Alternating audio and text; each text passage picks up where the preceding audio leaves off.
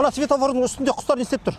Не істеп тұр құстар? Енді әкім мырза. Алып тастаңдар. Ұшып жіберіңдер. Орнына сірге қойыңдар. Жарай ма? Жарайды. Штраф керек бізге, штраф.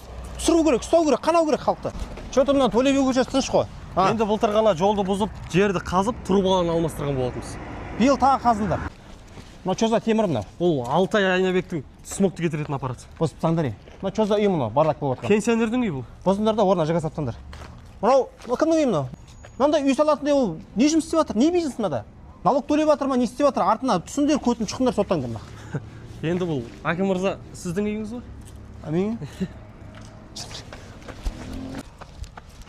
Міне әкім мырза Павловсбакиева көшесіне полный ЖК соғып салды. Міне ЖК, міне ЖК. Мында 2 соттық жер тұр ғой. Енді оған сыймайды ғой ЖК. Сият 15 этаж ЖК салып тастаңдар, сосын парковка керек емес, потому что Розбакиева пробка болу керек, жарай ма? Жарайды. Жүріңдер. Мынау не? Овощный. Картошканың бағасы қанша? 200 теңгеден. 500 болсын. Жарайды. Мына су неге төмен қарай ағып баратыр?